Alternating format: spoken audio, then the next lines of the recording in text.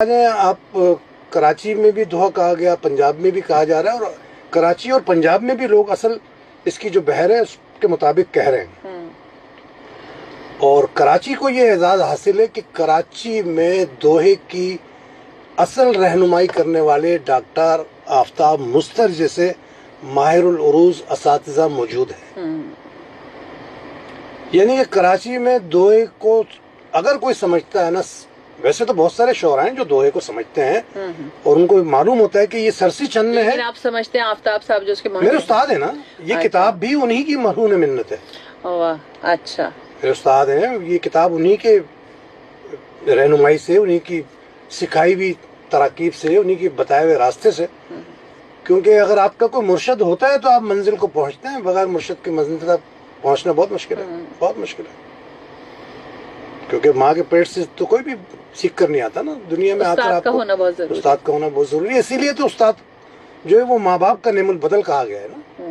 استاد کا بڑا اہم مقام ہے ہمارے معاشرے میں، اور مسلم معاشرے میں تو بہت زیادہ ہے. ویسے دنیا میں بھی ہے، ایسی بات نہیں ہے.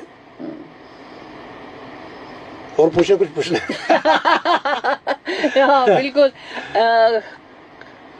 کالر ہیں، ذرا دیکھ لیں کون ہے. ہیلو ہیلو، السلام علیکم.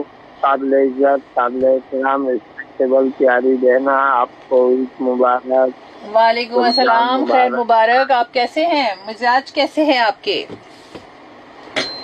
اللہ کا لاکھ لاکھ شکر ہے، اور خداوند کریم سے آپ کی اور آپ کی فیملی کی خیریت میں چاہتے ہیں. بہت شکریہ. اور مہمان گرامی، ایک قابل عزت اور قابل احترام تو آپ نے موجود کی ہے. میں حاضر صاحب کو شو میں خوش آمدید کہوں گا اور بخیر راگ میں کہوں گا. مہربانی جی. جی، اور سر آپ کی خدمت میں سلامات کرتے ہوئے یہ کہوں وعلیکم گا السلام.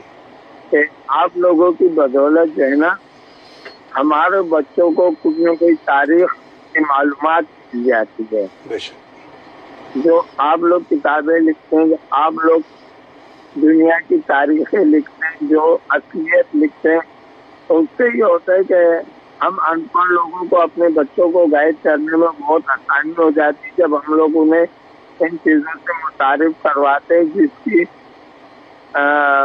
ہمیں اس تک رسائی جو ہے نا 88.6 ہے. آپ جو ہے وہ اپنے آپ کو ان پڑھ نہ کہیں. آپ ان پڑھوں لکھوں سے اچھے ہیں جنہیں کتاب کی قدر و منزلت کا اندازہ نہیں ہے. آپ کتاب کی اہمیت کو سمجھتے ہیں، اپنے بچوں کو کتاب کی طرف لا رہے ہیں. اس کا مطلب یہ ہے کہ آپ بہت پڑھے لکھے اور قابل احترام ہیں، کیونکہ کتاب کی محبت آج لوگوں کو نصیب نہیں ہے بھائی.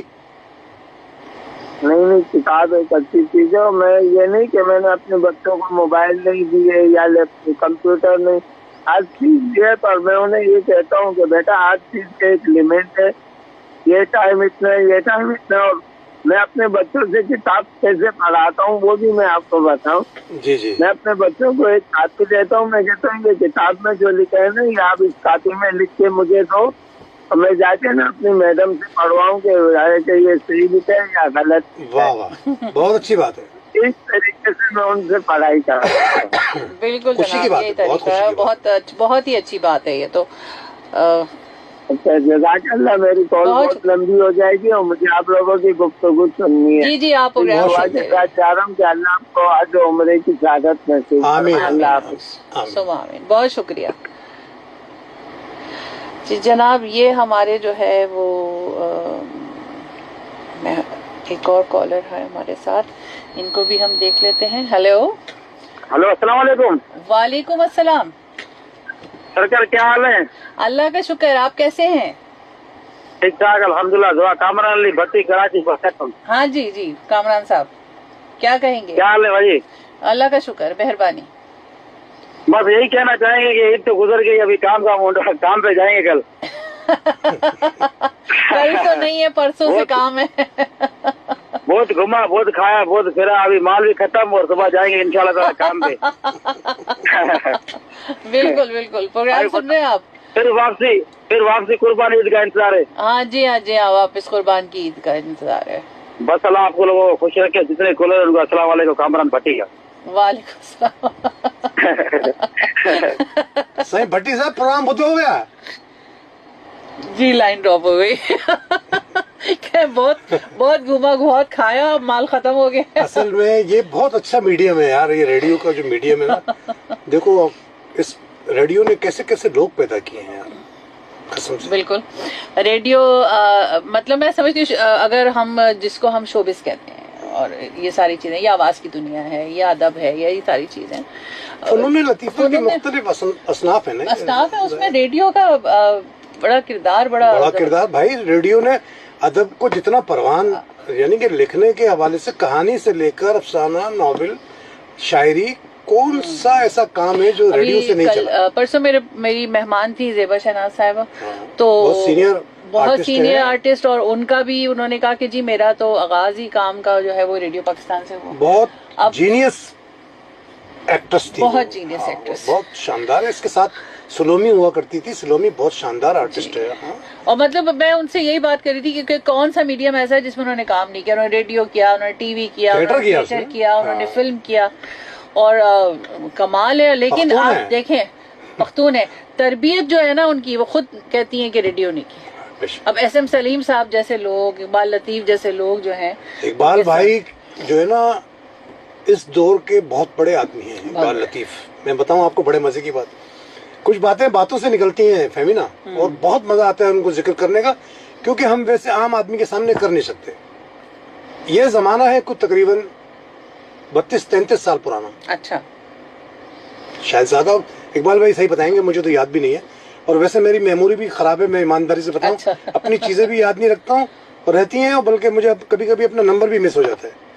पाकिस्तान की पहली नाइट ट्रांसमिशन PTV से शुरू हुई थी। उसके बाद तो सब चैनल्स ने की ना।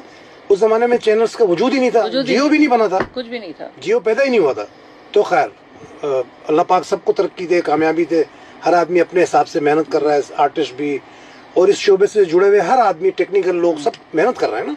अल्लाह सबको कामयाब करे। पहली नाइट ट्रांसमिशन शुरू हुई, director producer Iqbal Latif, PTV। अमीन साहब जो आजकल जनरल मैनेजर हैं PTV के, वो, और आपका ये नाकारा सा खालिद दानिश इकबाल लतीफ के असिस्टेंट थे PTV। अरे वाह, अच्छा। अमीन जो था वो ऑफिशियल था, और मैं अनऑफिशियल असिस्टेंट था, क्योंकि मेरा और भाई का एक प्यार था, एक टीम वर्क था, तो मैं उनका असिस्टेंट था और अनऑफिशियल। अब मेरे जिम्मे क्या होता था फहमीना, जो असल काम है, अमीन साहब फ्लोर देखते थे, मैं क्या करता था, जितने भी मेहमान इनवाइट करने हैं रात को, यानी कि अगर दोनों तरफ जाना है ना, मिसाल के तौर पे कुरंगी जाना है, औरंगी जाना है, तो पहले मैं सोचता था कि यार दूर का जो मेहमान है उसको लेकर आऊं, उसको पहुंचाता, फिर मैं निकलता कुरंगी की तरफ। कुरंगी के मेहमान, 2 मेहमानों को लाजमी हमने मुख्तलिफ शोबों से लाना होता था।